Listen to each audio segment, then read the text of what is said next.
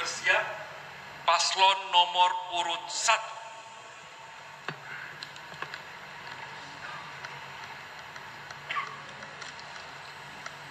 Ini juga dilem ini rupanya. Luar biasa ini segelnya.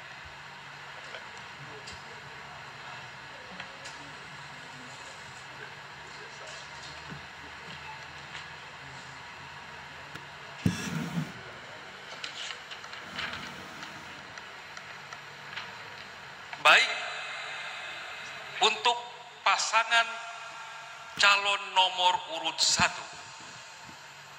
nanti diberi waktu 3 menit untuk menjawab. Pernyataan, Indonesia adalah negara kepulauan dengan gugusan pulau dan keanekaragaman suku bangsa yang menjadi ciri khas bangsa Indonesia, sehingga menjadikan Indonesia dikenal sebagai negara pluralis di kawasan Asia Tenggara. Jika keanekaragaman tersebut tidak dipupuk dengan baik sebagai satu kesatuan, maka akan tergerus dan hilang serta berdampak pada disintegrasi bangsa. Pertanyaan, bagaimana upaya konkret yang Anda akan lakukan guna menjadikan keragaman tersebut sebagai perekat NKRI dan kebangsaan sehingga tetap terjaga di daerah Kabupaten Banggai? Durasi 3 menit sejak Anda berbicara. Silakan. Ya, kita pahami bersama bahwa Indonesia ini terdiri dari berbagai macam suku ragam yang berbeda-beda. Perbedaan itu adalah merupakan sebuah rahmat. Ketika kita berbicara tentang keragaman yang ada, maka salah satu hal yang harus kita lakukan adalah bagaimana meningkatkan sebuah keharmonisan di antara semua suku. Ada berbagai macam keberagaman yang ada di Indonesia ini. Mulai dari suku Bugis, suku Bugis, Saluan dan lain sebagainya. Kita berbeda-beda tapi dalam bingkai satu kebinekaan. Bahwa apapun yang berbeda-beda itu adalah merupakan satu kesatuan. Jadikan perbedaan yang ada ini sebagai sebuah keindahan. Kalau semua perbedaan ini kita satukan, maka akan menjadi sebuah kekuatan yang sangat besar dalam kehidupan kita. Kami sudah memberikan sebuah gambaran yang jelas tentang ke depan, bahwa yang akan kami bangun adalah keharmonisan. Kerukunan umat beragama di sebuah lini itu akan kami tingkatkan. FKUB di sebuah kabupaten, di sebuah desa, di sebuah kecamatan, di sebuah lurah itu akan kami tingkatkan. Dengan forum kerukunan umat beragama ini akan menjadi satu kesatuan yang sangat utuh, sehingga menjadikan Indonesia ini atau Kabupaten Banggai ini menjadi satu kesatuan yang harmonis. Ada tambahan? Silakan. Ya, terima kasih. NKRI itu sudah final dan setiap anak bangsa berkewajiban menjaga keutuhannya. Soal kebinekaan adalah rahmat, perbedaan adalah sunatullah. Mengingkari kebinekaan dan tidak menerima perbedaan sama artinya melawan sunatullah. Tinggal bagaimana perbedaan itu dikelola dan disatukan dengan baik. Karena itu kami akan melakukan. Yang pertama, penguatan pendidikan karakter mulai dari SD, SMP, SLTA untuk menyelarasakan fikir dan zikir. Kalau fikir dan zikir selaras, setiap hari orang akan bercerita soal gagasan dan kebaikan. Kalau fikirnya tanpa zikir, setiap hari akan menceritakan keburukan orang lain. Yang berikutnya adalah menggiatkan intensitas komunikasi forum kerukunan umat beragama dan bersama-sama dengan lembaga adat Banggai, Raja Banggai membentuk Dewan Kerukunan Masyarakat Babasal. Yang berikutnya adalah memaksimalkan kinerja Badan Kesbangpol dalam pemantapan wawasan kebangsaan dan Pancasila bekerjasama dengan perguruan tinggi. Dan yang terakhir, setiap orang yang tinggal di Luhuk dari manapun asalnya, apapun agamanya, adalah masyarakat Babasal yang wajib hidup dalam kebudayaan Babasal dan merasa memiliki daerah ini. Terima kasih. Waktunya masih ada? Masih bisa dilanjutkan? Cukup. Cukup. Baik. Hadirin dan pemirsa di rumah, saya persilahkan paslon nomor urut 2 untuk memberikan tanggapan. Durasi 1 menit dimulai dari Anda berbicara. Baik, salah satu contoh kasus yang sekarang ini dan budaya kita yang sudah mulai hilang adalah kegiatan gotong royong. Ya, ini juga adalah cara kita untuk memperkuat rasa persatuan dan kesatuan, karena kegiatan-kegiatan ini dapat dilakukan oleh semua orang. Apa langkah-langkah saudara ketika gotong royong yang sudah mulai hilang ini bisa hidupkan kembali, sehingga dapat merekatkan kembali rasa persatuan dan kesatuan sesama kita di Kabupaten Banggai ini. Terima kasih. Silakan. Ya, saya rasa Indonesia ini, masyarakat kita adalah masyarakat yang berbudaya. Berkaitan dengan gotong kebersamaan itu merupakan hal yang sangat wajar dalam kehidupan kita. Di Indonesia ini karakter kita, budaya kita itu bermacam-macam, tapi satu fokus yang tertentu adalah kegotong royongan. Artinya apa? Tidak banyak yang kita lakukan jika sendirian, tapi sangat banyak yang dilakukan jika dikerjakan secara bersama-sama. Kami hatimu sudah berkomitmen untuk melakukan hal-hal yang terindah dari apa yang kita lakukan berkaitan dengan pendidikan karakter yang sudah disebutkan tadi, bahwa setiap orang yang tinggal di Luk ini harus merupakan bagian dari kehidupan kita, dan itu tidak bisa kita tawar-tawar.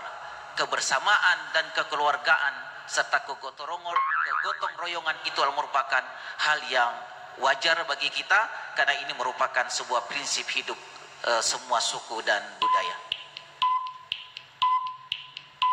Baik, masih ingin ditambahkan? Pas. Baik, hadirin dan pemirsa di rumah, saya silahkan paslon nomor urut 3 untuk memberikan tanggapan atas jawaban yang dikemukakan oleh paslon nomor urut 1. Silahkan. Baik, terima kasih. Saya belum mendapat tentang gambaran bagaimana sih sesungguhnya paslon nomor 1 itu dalam kaitan dengan integrasi dan bagaimana kemudian merawat pluralisme itu dari sisi program tentang misalnya pembinaan ideologi Pancasila. Karena ini penting. Kita bicara lokal, tetapi ada sesuatu yang menjadi nilai-nilai dasar negara kita yang harus terus kita bumikan. Kalau kemudian ini kita terus tumbuh kembangkan, maka tentu ini akan tentu saja menjadi bagian daripada perawatan terhadap integritas atau integrasi itu. Saya ingin mempertegas sampai sejauh mana pemahaman atau pendalaman nilai-nilai Pancasila ketika paslon 1 ke depan memimpin daerah ini. Silakan dijawab. Terima kasih. Baik, hadirin dan pemirsa di rumah, saya persilahkan paslon nomor urut 1 menanggapi khusus jawaban atau tanggapan dari paslon nomor urut 3. Disilakan, 1 menit dimulai saat Anda berbicara. Ya, kami paham, kami mengerti bahwa kebenekaan yang tadi sudah kami sampaikan tadi adalah merupakan sebuah rahmat. Artinya apa? Kalau kita kembali kepada agama, ya ayuhan nas inna khalaqnakum min dzakari wa unsa. Hai sekalian manusia, kami jadikan kami bersuku-suku, berbangsa-bangsa untuk saling kenal mengenal. Dalam program-program yang kami lakukan adalah bagaimana merawat kebinekaan itu dalam semuanya, yaitu akhlakul karimah. Satu hal yang terpenting dalam hidup ini bahwa reformasi yang kami lakukan itu di birokrasi adalah menciptakan manusia-manusia yang handal. Untuk apa? Supaya kita tidak terjerumus kepada hal-hal yang tidak baik. Tetapi apapun yang kita lakukan hari ini, satu hal yang membuat kita optimis dalam hal ini bahwa keberadaan NKRI, kebinekaan itulah merupakan modal dasar bagi semua warga negara kesatuan Waktu Republik habis. Indonesia. Baik hadirin dan pemirsa di rumah, selanjutnya giliran paslon nomor urut 2 mendapatkan pertanyaan. Mohon disimak pertanyaannya sebagai berikut. Pernyataan, pemerintah dan DPR baru saja membentuk Undang-Undang nomor 11 tahun 2020 tentang Cipta Kerja atau dikenal dengan istilah Omnibus Law. Secara sosiologis, undang-undang ini tidak memiliki legitimasi yang ditandai dengan penolakan masif dari masyarakat dan sejumlah ahli hukum. Tapi secara yuridis, undang-undang ini sah dan berlaku serta mengikat seluruh warga Indonesia. Pertanyaan, apa langkah konkret yang saudara akan lakukan untuk mendukung kebijakan pemerintah pusat terkait implementasi Undang-Undang Cipta Kerja, sekaligus memastikan agar masyarakat di Kabupaten Banggai menerima manfaat dengan berlakunya undang-undang ini? Durasi 3 menit dimulai saat Anda berbicara. Silakan. Baik, undang-undang yang sudah ditetapkan itu ini akan kita pertahankan karena kami melihat bahwa apa yang telah diputuskan itu tidak ada melanggar daripada aturan-aturan, baik aturan-aturan tentang ketenagakerjaan maupun aturan-aturan yang dikeluarkan oleh pemerintah. Oleh sebab itu, kami nanti sebagai pejabat atau sebagai pemerintah daerah harus senantiasa untuk melakukan sosialisasi terhadap kegiatan atau undang-undang yang sudah ditetapkan sehingga dapat diterima oleh seluruh lapisan masyarakat, baik itu lapisan masyarakat bawah, lapisan masyarakat menengah maupun lapisan masyarakat yang atas. Kenapa? Karena ini produk yang tidak bertentangan, ya, tidak bertentangan, dan ini sudah ditetapkan oleh pemerintah. Oleh sebab itu, ke depan kami akan senantiasa untuk turun melakukan sosialisasi, melakukan pemahaman-pemahaman tentang Omnibus Law ini, sehingga semua orang dapat menerima dari ketetapan yang sudah disampaikan. Pemahaman? Masih ada waktu? Tentunya sebagaimana yang telah dihasilkan oleh DPR dan pemerintah secara hukum, tentunya di negara ini harus kita patuhi. Oleh karenanya tidak ada alasan bagi pemerintah ke depan, utamanya pemerintah daerah, tentu harus melaksanakan undang-undang dimaksud.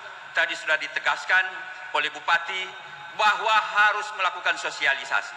Memang kita lihat banyak penolakan, tapi sistem ketatanegaraan kita sudah mengharuskan sebagai pemerintah yang ada di daerah tentu wajib melaksanakan undang-undang tersebut.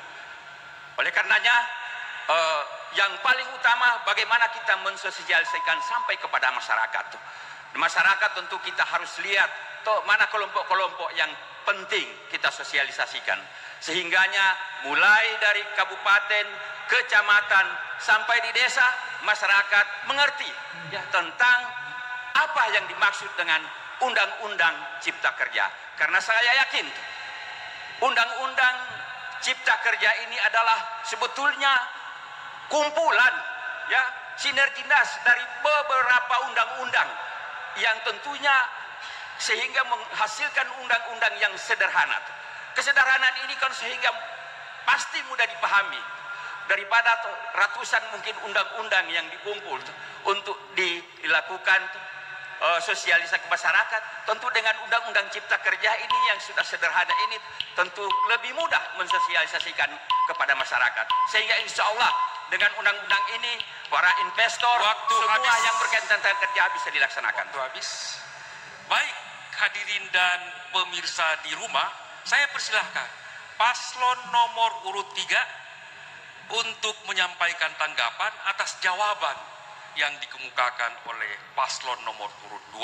1 menit dimulai dari sekarang. Terima kasih moderator. Jadi sesungguhnya dalam rangka pemahaman undang-undang yang baru saja disahkan, tidak cukup hanya dengan sosialisasi saja. Pengalaman membuktikan ketika kami berkali-kali didemo oleh teman-teman ataupun adik-adik mahasiswa, tidak semudah itu kita mengatakan kemudian kita mensosialisasi ke sana kemari sosialisasi, tetapi kemudian bagaimana kita bisa mengurai pasal ini tentang tenaga kerja, pasal ini tentang lingkungan hidup, pasal ini tentang peluang berusaha bagi usaha kecil menengah, pasal ini tentang perizinan. Ini yang penting, pemahaman kita sebagai calon pemimpin atas pasal-pasal, ayat-ayat dalam undang-undang Omnibus Law itulah sangat penting. Ketika kita mampu menguraikan itu, maka tentu saja teman-teman adik-adik mahasiswa bisa paham untuk itu. Itu perlu ditekankan. Terima Waktu kasih. habis. Baik hadirin dan pemirsa di rumah, saya mengundang paslon nomor urut 1 untuk memberikan tanggapan atas jawaban paslon nomor urut 2. 1 menit dimulai saat Anda berbicara. Ya, terima kasih. Pada awalnya, kalau tidak salah, undang-undang yang oleh pemerintah ini mendapat tanggapan yang sangat tidak bisa diterima oleh masyarakat, ya, khususnya mungkin kalangan mahasiswa. Itu jelas mungkin menurut pemikiran mereka ada sesuatu yang tidak berpihak kepada rakyat. Tetapi undang-undang mungkin yang sudah disampaikan oleh pemerintah dan DPR itu juga, itu mungkin sudah dipikirkan. Jadi sebenarnya kalau menurut kami, apapun yang dilahirkan oleh undang-undang itu, selama itu memihak kepada rakyat dan tidak merugikan rakyat, itu harus kita setujui dan harus kita laksanakan sebaik-baiknya. Jadi intinya adalah ini kesejahteraan rakyat. Kalau itu sesuai, maka undang-undang tersebut bisa dilaksanakan. Terima kasih. Baik, masih ada waktu sedikit? Ya, cukup. Baik, saya mengundang paslon nomor urut 2 untuk memberikan tanggapan atas argumentasi paslon nomor urut 3 dan nomor urut 1. Silakan, 1 menit. Baik, Mulai dari sekarang. di awal sudah kami sampaikan bahwa caranya ada dengan melakukan sosialisasi. Yang sosialisasikan adalah materi-materi yang terdapat di dalam undang-undang itu.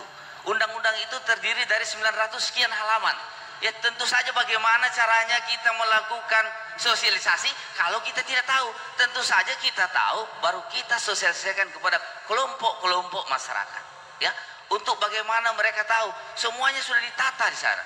Yang namanya keputusan pemerintah harus kita lindungi sebagai pemerintah daerah. Tidak boleh kita biarkan begitu saja untuk menjadi bola liar. Inilah maksud dari kegiatan-kegiatan dalam rangka melakukan sosialisasi dari pasal demi pasal, sehingga apa yang menjadi kebijakan pemerintah, apa yang menjadi putusan pemerintah itu dapat diterima oleh seluruh masyarakat yang ada di Kabupaten Banggai ini. Kira-kira seperti itu. Terima kasih. Masih ada waktu sedikit? Baik, hadirin dan pemirsa di rumah, selanjutnya pertanyaan ditujukan kepada paslon dengan nomor urut 3. Pernyataan, dokumen rencana tata ruang wilayah atau RT/RW nasional, provinsi dan kabupaten kota merupakan acuan utama dalam pelaksanaan pembangunan sesuai tingkatan pemerintahan. Di dalam RT/RW Kabupaten Banggai telah ditetapkan kawasan strategis Kabupaten Banggai, kawasan strategis Provinsi Sulawesi Tengah, dan kawasan strategis nasional. Pertanyaan, strategi dan kebijakan apa yang akan Anda tempuh agar pembangunan dan atau pengembangan kawasan strategis kabupaten, provinsi, nasional di Kabupaten Banggai dapat terlaksana dan berjalan secara serasi antar sektor dan seterasi antar pusat, provinsi, dan kabupaten kota. 3 menit. Silakan menjawab, dihitung mulai Anda berbicara. Terima kasih moderator. Jadi menyangkut masalah rencana tata ruang wilayah, khususnya Kabupaten Banggai, kita tentu saja selalu menyelaraskan dengan apa yang menjadi pedoman dan arahan dari provinsi maupun nasional. Saya kasih contoh dalam persoalan misalnya pengembangan kawasan Kepala Burung. Kepala Burung itu adalah satu kawasan di daerah Kabupaten Banggai yang ke depan kita perlu juga sentuh kaitan dengan bagaimana kemudian pengembangan sumber daya alam di sana.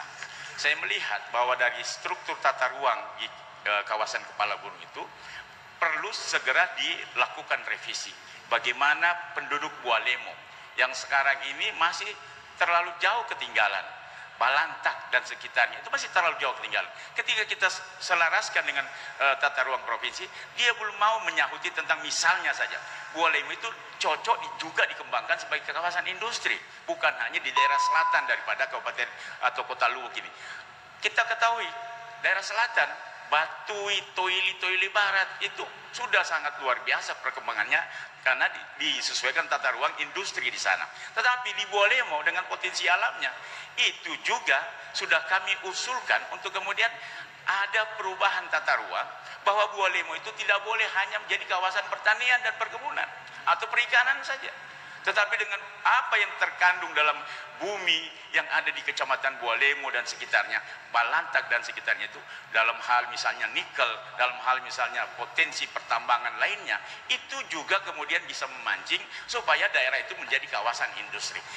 Tapi kemudian tidak selaras dengan apa yang ada di tata ruang provinsi, apalagi nasional. Oleh karena itu kita lagi sementara pengusulan ini, sehingga dalam tentu saja per 5 tahun insya Allah kami terpilih, Bualemo, Balantak itu tidak hanya boleh didiamkan begitu saja. Bualemo, Balantak, Masama, Lamala yang saat ini masih jauh daripada teman-temannya, saudara-saudaranya yang ada di Toili, Batui, itu juga kemudian harus kita selaraskan dengan potensi sumber daya alamnya. Saya kira ini yang perlu kita sentuh ke depan, sehingga mereka di sana juga punya rasa percaya diri yang tinggi.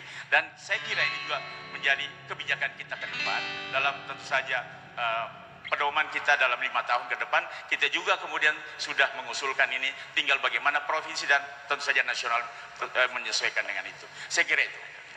Baik, masih ada waktu, silakan dimanfaatkan. Alhamdulillah sekarang dengan pengembangan potensi wisata di Pulau Dua masuk dalam kalender event 100 kalender nasional. Itu bagian mengembangkan tata ruang juga perubahan, sehingga itu ada fokus pembangunan pada sifat-sifat tertentu dalam pengembangan pariwisata di Kabupaten Banggai. Demikian Pak tambahannya. Baik, hadirin dan pemirsa di rumah, saya undang pasangan calon nomor urut 1 untuk menanggapi jawaban pasangan calon nomor urut 3. 1 menit dimulai saat Anda berbicara. Silakan. Ya, terima kasih. Kalau RT RW seperti yang diungkapkan itu, ya mungkin tetap harus ada kajiannya ya. Tetapi yang kami melihat ini dari segi infrastruktur, jalan ke Bualemo itu sangat rusak. Bagaimana bisa orang ke sana atau investor atau apapun, khususnya di wilayah Bualemo dan Balantak itu, karena jalannya sangat rusak dan sangat-sangat memprihatinkan. Jadi menurut saya, pertama perbaiki dulu infrastruktur, sambil RT RW itu tetap akan ditata, diatur. Insya Allah kalau kami jadi, itu juga akan kami atur sebaik mungkin untuk RT RW. Tetapi yang paling penting adalah jalan, karena jalan merupakan sarana yang paling penting bagi masyarakat untuk ke sana, baik kegiatan ekonomi dan lain sebagainya. Itu adalah fasilitas jalan yang paling utama. Dan fasilitas jalan itu yang berada di Balantak dan Bualemo itu betul-betul sangat memprihatinkan. Waktu habis. Ya. Saya persilahkan paslon nomor urut 2 untuk memberikan tanggapan atas jawaban dari paslon nomor urut 3. 1 menit dimulai dari sekarang. Baik, yang kami lihat bahwa RT RW yang ada di Kabupaten Banggai ini belum ada kejelasan yang pas, ya. Kami tidak melihat secara pasti bagaimana rencana tata ruang yang ada di daerah ini, ya. Dan yang lebih fatal lagi, ketika kami berkomunikasi dengan anggota-anggota DPRD Kabupaten Banggai, begitu simpang siurnya pembangunan yang ada di Kabupaten Banggai.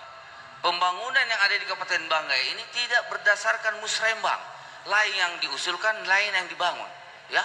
Begitu banyak teman-teman yang ada di DPRD, ya, ketika kami melakukan kampanye, mereka menyampaikan keluhan-keluhan tentang bagaimana rencana-rencana kerja, bagaimana usulan-usulan yang disampaikan di dalam setiap musrembang, tapi tidak berjalan sesuai dengan yang dijalankan saat ini. Ini yang menjadi PR kira-kira bagaimana ke depan sesuai dengan RT RW. Waktunya habis, Bapak. Baik, Bapak Ibu hadirin dan pemirsa di rumah, selanjutnya saya mengundang paslon nomor urut 3 untuk memberikan tanggapan balik atas argumentasi yang dikemukakan oleh paslon nomor 1 dan paslon nomor 2. Terima kasih moderator. Pertama paslon 1 terkait dengan infrastruktur jalan. Ini ada kewenangan. Kalau kewenangan provinsi itu dari Salodik, Bualemo, Balantang sampai B itu jalan provinsi. Kalau kita kasih anggaran di situ kan nanti temuan. Di situ laporan keuangan pemerintah daerah bisa jadi masalah. Tapi alhamdulillah bupati dan DPRD yang terhormat semua berjuang kepada gubernur. Dan kemarin sudah ditantangan MOU gubernur bersama Balai Besar Jalan untuk membangun kurang lebih 71 km poros dari Siuna sampai dengan Bualema dan seterusnya. Multi-years itu bagian penting daripada program lobby kita ke tingkat provinsi dan nasional. Silakan ditambahkan Pak. Ya, untuk 02 berbicara RT RW bukan masalah pembangunan simpang siur dengan DPR punya usulan beda dengan teman-teman eksekutif. Harus diluruskan itu pemikiran bahwa yang dimaksud RT itu rencana tata ruang wilayah. Kita berbicara tentang rencana tata ruang, beda dengan yang Waktu habis. Baik hadirin dan pemirsa di rumah, saya akan memberi kesempatan bertepuk tangan. Mari kita memberi aplaus kepada ketiga pasangan calon kita. Baik, Bapak Ibu, hadirin dan pemirsa di rumah, demikian akhir dari segmen 2.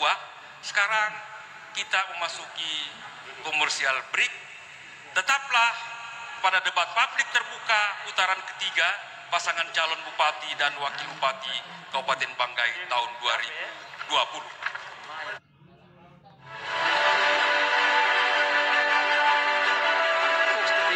Suara rakyat adalah suara Tuhan.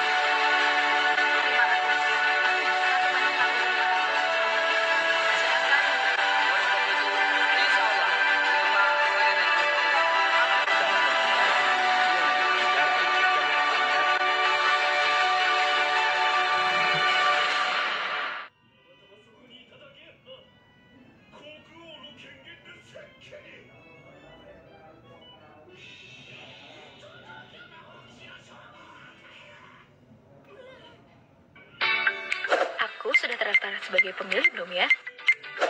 Oh iya, kan bisa langsung cek daftar pemilih di www.lindungihakpilihmu.kpu.go.id. Tinggal isi data diri sesuai KTP-ku. Bagaimana dengan kamu? Sudah terdaftar belum?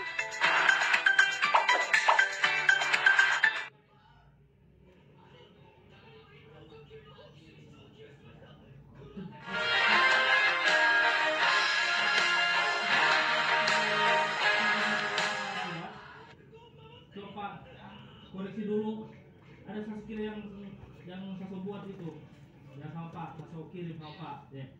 Nanti Pak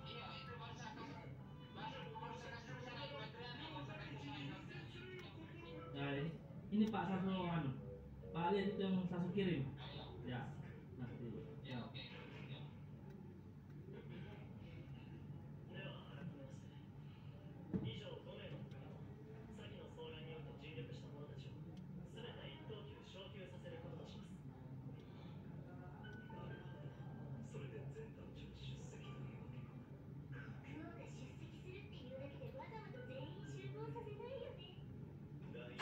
Hadirin dan pemirsa di rumah, sekarang kita masuki segmen ketiga, yaitu penyelesaian studi kasus dan debat terbuka. Dalam segmen ini, pasangan calon memilih pertanyaan yang ada pada fishbowl. Pertanyaannya ada pada saya, dan saya akan membukanya terlebih dahulu supaya memudahkan.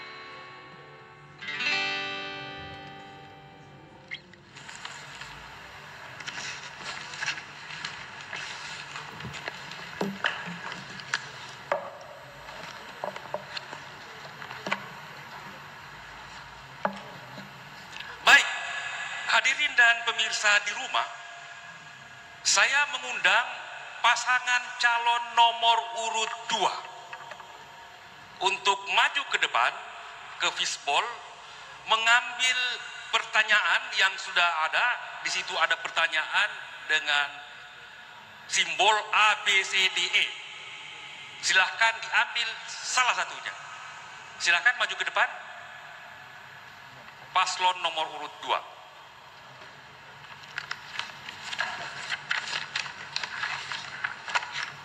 Diberikan kepada saya, Bapak.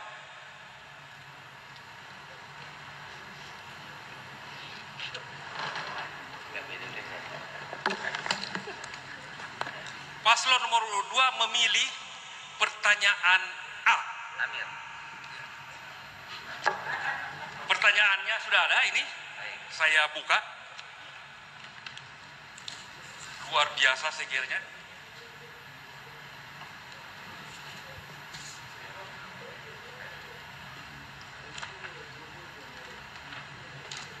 Nah, sebelum kita lanjut Bapak Ibu sekalian, jawaban yang dikemukakan nanti oleh paslon nomor 2 akan ditanggapi oleh paslon lainnya. Baik, pernyataan. Berdasarkan Undang-Undang nomor 23 tahun 2014 tentang pemerintahan daerah, salah satu klasifikasi urusan pemerintahan adalah urusan konkuren, yakni urusan pemerintah yang dibagi antara pemerintah pusat, provinsi, dan kabupaten kota. Pertanyaan, bagaimana strategi dan kebijakan yang Anda akan tempuh sekiranya terpilih nanti dalam menyelaraskan urusan konkuren sekaitan dengan visi, misi, dan program Anda? Silahkan menjawab, durasi 3 menit dimulai saat Anda berbicara. Silahkan. Baik, terima kasih. Seluruh kegiatan pembangunan, baik tingkat nasional, provinsi, dan kabupaten, ini harus kita selaraskan. Tidak ada pembangunan nasional yang tidak didukung oleh pemerintah daerah. Oleh sebab itu yang menjadi kegiatan-kegiatan pembangunan secara nasional, ini harus betul-betul ditopang. Karena semua kegiatan-kegiatan pembangunan itu berada di daerah. Oleh sebab itu, apa yang sudah menjadi ketetapan pembangunan daerah, misalnya saya kasih contoh tentang pendidikan, ya, secara nasional ada pendidikan wajib belajar 9 tahun. Nanti setelah tiba di daerah, kami akan melaksanakan kegiatan itu. Bagaimana caranya? Misalnya kami mendirikan pendidikan gratis, sehingga kegiatan-kegiatan pendidikan untuk mendapatkan mutu pendidikan yang baik itu dapat dinikmati oleh seluruh masyarakat yang ada di daerah kita. Ya, begitu juga dengan infrastruktur misalnya, infrastruktur jalan misalnya, ya, tidak boleh kita hanya membiarkan infrastruktur itu hanya menjadi usulan, tetapi harus ada lobby-lobby, ada pengawalan-pengawalan, sehingga apa yang terjadi di daerah seperti Siune yang sudah 5 tahun tidak pernah tersentuh dengan pembangunan jalan, jangan nanti pada tahap kedua baru kita menyatakan bahwa akan ada usulan, tetapi jauh sebelum kita menjabat, itu sudah harus kita pikirkan untuk dilaksanakan pengawalan-pengawalan tentang konsep pembangunan yang akan kita lakukan ke depan. Silakan. Silakan, masih ada waktu. Sistem pembangunan nasional tentu sudah jelas diatur dalam undang-undang. Oleh karenanya tentu itu harus kita laksanakan. Mulai tahapan dari musrenbang, tentu secara berjenjang, kecamatan, kabupaten, provinsi, dan seterusnya sampai tingkat nasional. Saya kira semua program pembangunan akan bersinergitas antara kebijakan pemerintah dan pemerintah pusat, provinsi, dan kabupaten. Seperti banyak misalnya infrastruktur, pengairan salah satunya. Kewenangan provinsi adalah di bidang pengairan. Tentu pemerintah daerah tidak boleh tinggal diam ketika kita dihadapkan pada permasalahan di mana misalnya ada bendungan yang sudah tidak layak. Nah, oleh karenanya harus segera kita mengkomunikasikan dan bahkan mengusulkan ke provinsi, dan untuk seterusnya ditindaklanjuti melalui dana-dana yang tentu dialokasikan oleh pemerintah pusat. Dana DAK sepertinya salah satu contoh dana DAK. DAK itu untuk mengakomodir supaya ada kebijakan-kebijakan pemerintah pusat yang ada di daerah itu bisa dilaksanakan oleh daerah, sehingganya tidak ada ya yang namanya tumpang tindih pembangunan antara pembangunan provinsi, kabupaten, dan nasional. Inilah yang saya dapat sampaikan. Terima kasih. Nomor 2 pilihanku. Baik, hadirin dan pemirsa di rumah, saya memberi kesempatan pasangan calon nomor urut 3 untuk menyampaikan tanggapannya atas jawaban yang sudah dikemukakan oleh pasangan calon nomor urut 2. 1 menit dimulai saat Anda berbicara. Terima kasih moderator. Jadi pemahaman tentang konkuren itu perlu tentu saja didalami. Mana urusan pusat, provinsi maupun kabupaten. Sudah betul sedikit tentang pemahaman itu, cuma ketika memberi contoh, ini yang salah. Untuk misalnya jalan yang ada di Bualemo, kemudian daerah wilayah Kepala Burung, itu tentu jelas sekali kalau kemudian pemerintah pusat dan provinsi tidak menyentuh itu, ya kita mau bikin apa? Dan kita sudah berkali-kali lobby sama Pak Gubernur. Kan Pak Gubernur juga sudah berulang-ulang kali bersurat kepada Menteri PU. Bukan masalah kelemahan, tetapi itu pemahaman kita. Dan ke depan kita punya strategi. Apa strategi kami? Insya Allah APBD Kabupaten kami selaraskan dengan calon gubernur. Contoh Pak Hidayat Lamakarate. Itu akan tentu saja bersinergi ketika APBD Kabupaten Banggai didorong ke provinsi, dan provinsi akan mengerjakan jalan Kepala Burung ke depan. Waktu Begitu, habis. terima kasih. Ya. Baik, saya persilahkan paslon nomor urut 1 untuk menyampaikan tanggapan atas jawaban paslon nomor urut 2. Silahkan 1 menit dimulai dari Anda berbicara.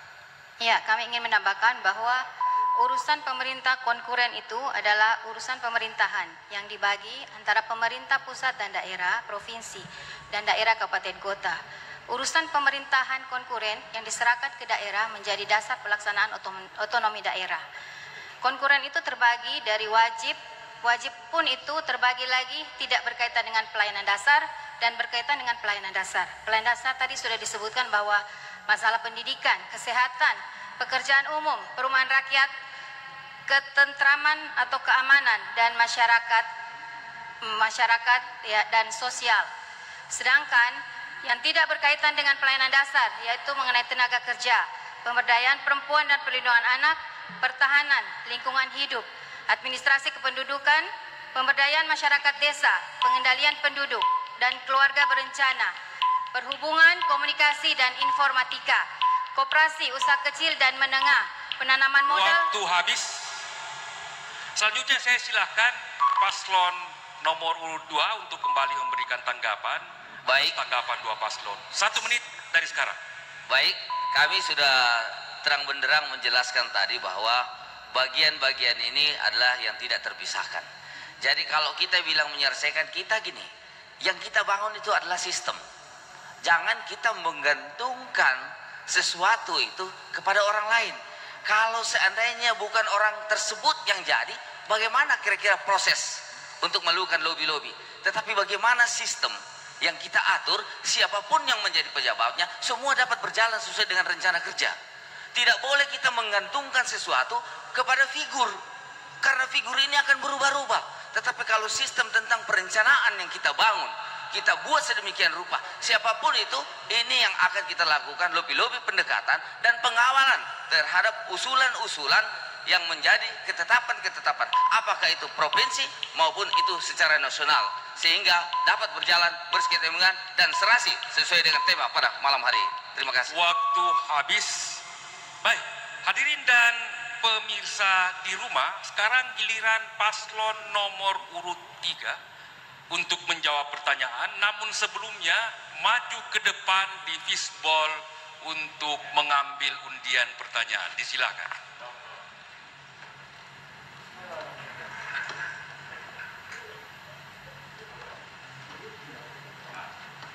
Diberikan kepada saya, Pak, nanti saya perlihatkan. Tampaknya paslon nomor urut 3 memilih C, poin C. Sekarang amplop C ada, tersegel dengan sangat baik, Bapak Ibu sekalian. Saya buka perlahan-lahan. Saya pandai membuka.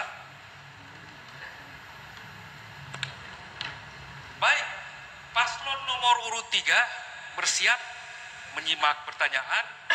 C, pernyataan. Governabilitas dimaknai sebagai hubungan kemampuan pemerintah terhadap kualitas dari objek pemerintah atau the system to be governed.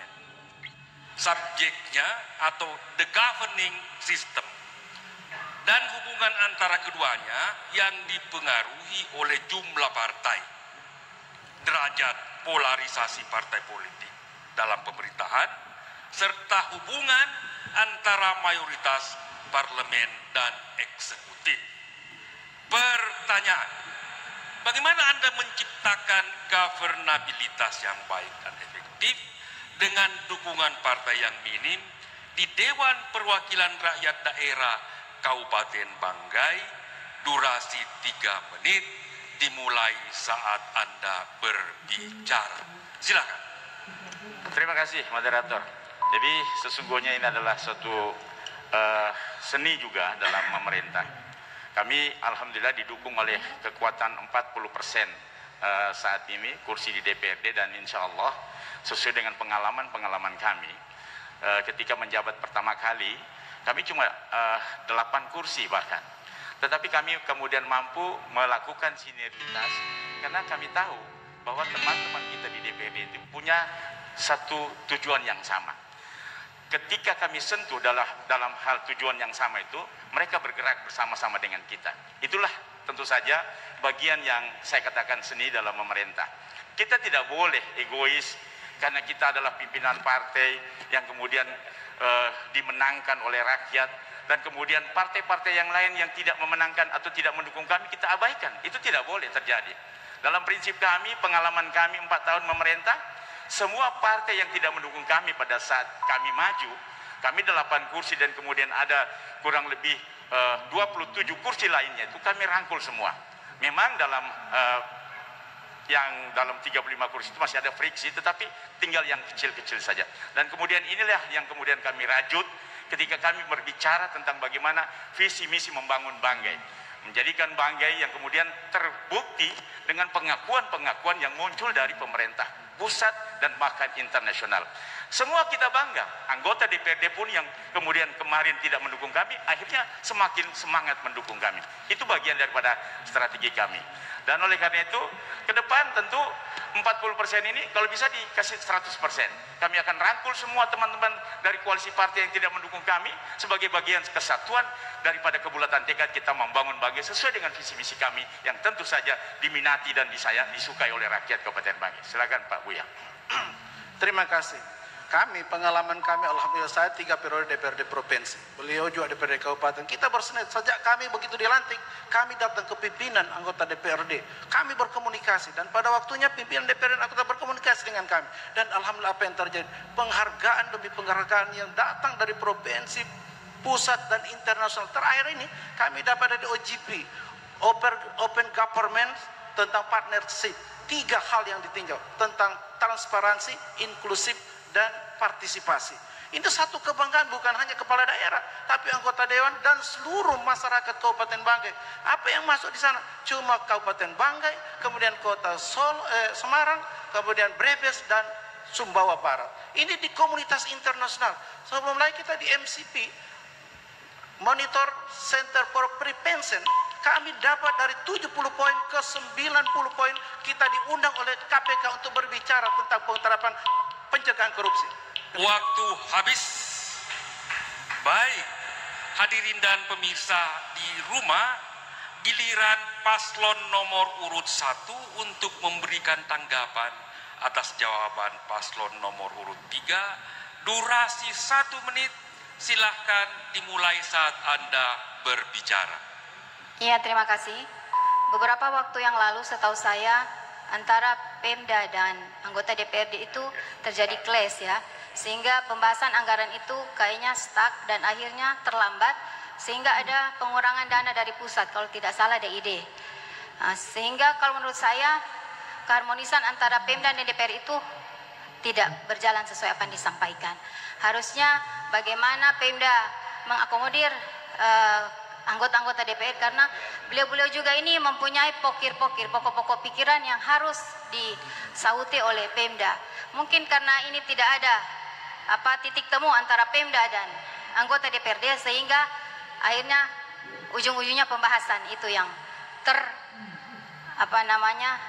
tertunda. Sehingga akhirnya yang rugi juga daerah itu sendiri.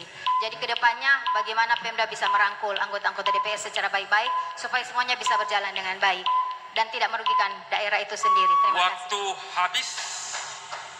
Mohon tidak bertepuk tangan, kalau tidak disilakan. Hadirin dan pemirsa di rumah, giliran paslon nomor urut 2 memberikan tanggapan. 1 menit durasinya dimulai dari sekarang. Pemerintah daerah dalam hal ini, pemerintahan daerah dalam hal ini, bupati bersama DPR memang seharusnya berjalan secara harmonis. Namun kadang-kadang terjadi konflik kepentingan antara pemerintah dan Dewan Perwakilan Rakyat. Tentu berkaitan dengan tugas-tugas yang diemban oleh masing-masing ya, oleh masing-masing misalnya dari anggota DPRD. Nah, untuk menyelesaikan hal-hal yang sangat tentu berdampak bagi kepentingan masyarakat ke depan, ketika pasangan nomor 3 ini mendapatkan hal yang seperti ini, langkah-langkah apa yang harus dilakukan? Terima kasih. Baik, Bapak Ibu, hadirin dan pemirsa di rumah, kita beri kesempatan kepada paslon nomor urut 3 untuk memberikan tanggapan atas argumentasi paslon nomor urut 1 dan 2. 1 menit dimulai dari sekarang. Baik, terima kasih. Jadi pemahaman tentang APBD molor itu juga harus ditahu latar belakangnya kenapa. Jadi tidak juga serta-merta menjustifikasi seolah-olah itu ada kesalahan sama eksekutif. Kejadian itu terjadi ketika momentum pemilihan legislatif sudah juga akan semakin dekat. Tentu kepentingan legislatif itu lebih harus mereka pikirkan. Itu cerita di latar belakangnya, bukan ujung-ujungnya kita berkelahi. Tidak akan pernah terjadi eksekutif dengan legislatif berkelahi. Cuma karena kepentingan teman-teman legislatif pada saat itu mendekati pemilu, sehingga ada deadline waktu yang kemudian difasilitasi oleh pemerintah provinsi. Kita juga tidak dikurangi APBD. DID itu menjadi syarat ketika APBD kita tepat waktu, seperti itu. Jadi harus dipahami latar belakangnya baru ngomong. Yang selanjutnya saya kira sama dengan 02, saya kira tidak ada masalah, aman. Waktu habis. Hadirin dan pemirsa di rumah, selanjutnya paslon nomor urut 1, saya mohon maju ke depan di fishbowl untuk mengambil undian pertanyaan, silakan.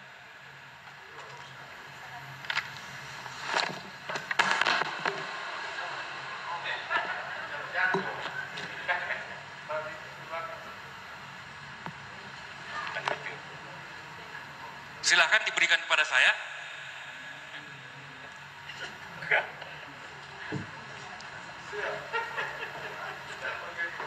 Pertanyaan dari paslon nomor 1 yang dipilih adalah D. Sekarang saya cari D. D. Saya buka, Bapak Ibu paslon.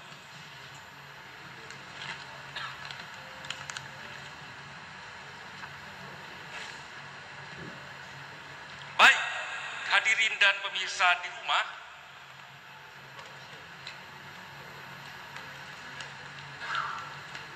pertanyaan untuk paslon nomor urut 1. Pertanyaan D. Pernyataan, dewasa ini teknologi informasi dan komunikasi mampu membuka segala jenis informasi dari seluruh dunia.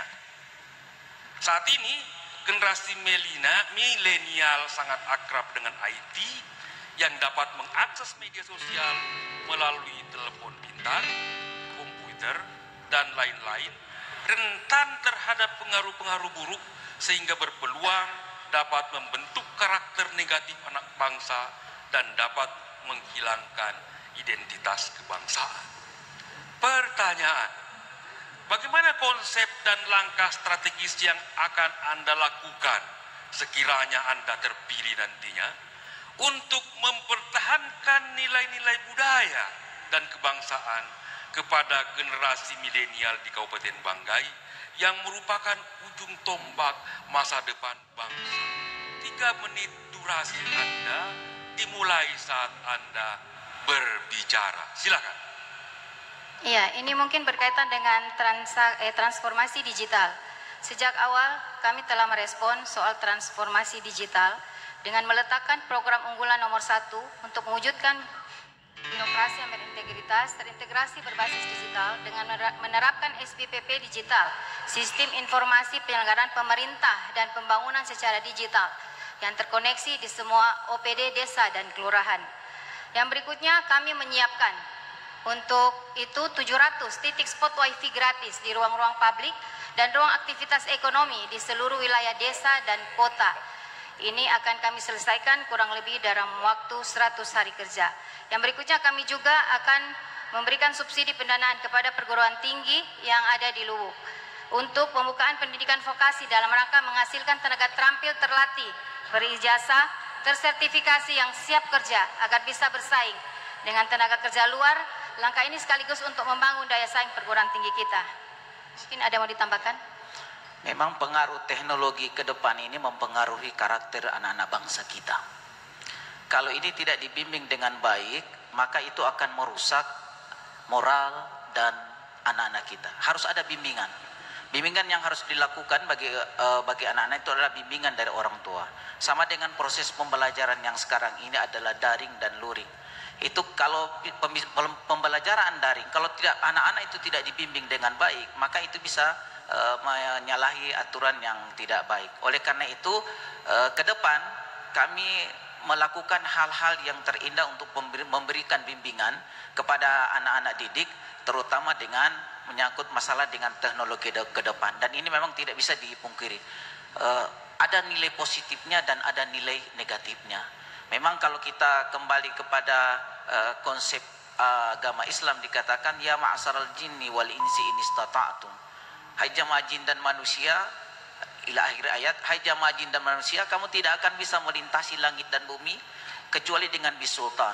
Bisultan itu artinya teknologi. Teknologi itu ialah kemampuan kita untuk menguasainya. Kalau kita tidak mampu menguasai teknologi ke depan, maka kita akan tergusur. Tetapi dalam persoalan ini harus juga ada bimbingan-bimbingan yang harus kita lakukan kepada anak-anak kita. Ada pengaruh positif dan ada pengaruh negatifnya. Apapun yang terjadi, 2000 akan datang 2021, diminta atau tidak minta, suka atau tidak suka, maka semua itu akan sistem digitalisasi.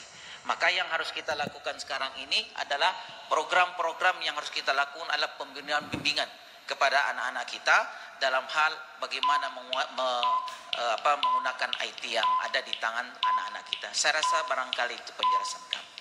Baik, hadirin dan pemirsa di rumah, giliran paslon nomor urut 2 untuk memberikan tanggapan atas jawaban yang diberikan oleh paslon nomor 1. 1 menit durasinya dimulai dari Anda berbicara. Silakan. Baik, terima kasih.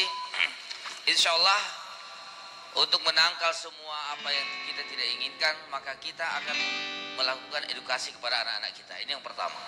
Kemudian melakukan pendampingan ya orang tua terhadap anak-anak di dalam melakukan atau mengakses internet, sehingga hal-hal negatif ini dapat kita tangkal. Kemudian alhamdulillah dalam rangka Covid di Kabupaten Banggai, kami juga memberikan sumbangan-sumbangan terhadap wifi di beberapa pelosok desa untuk membantu anak-anak kita yang melakukan tugas-tugas secara online. Tetapi di sana untuk tidak menimbulkan hal yang negatif, kami membatasi jam tayang. Ya, kami tidak memberikan jam tayang melebihi dari jam 9 malam, sehingga anak-anak didik kita dapat terkontrol di dalam melaksanakan kegiatan internet. Kira-kira seperti itu. Terima kasih. Baik, hadirin dan pemirsa di rumah, selanjutnya kesempatan diberikan kepada paslon nomor urut 3 untuk menyampaikan tanggapan atas jawaban paslon nomor 1. 1 menit dimulai dari Anda berbicara. Terima kasih. Dalam komunikasi kita kenal ada 2 teori komunikasi, one way traffic of communication dan two way traffic of communication. Ini tergambar dalam pengembangan di milenial. Nah, dalam leluhur kita di Banggai ada kata saluan begini, ososa tabea, tabea daka-daka, butong mentandanggamu, mempahaki ibhingto, ampuni tengkento, sawe tuntun ubakto, boleh kita mempahaki, madi mau kita kino adat. Adat nu apa? Adat nu mompole, imbok sihe sende, olah bau kalibosan.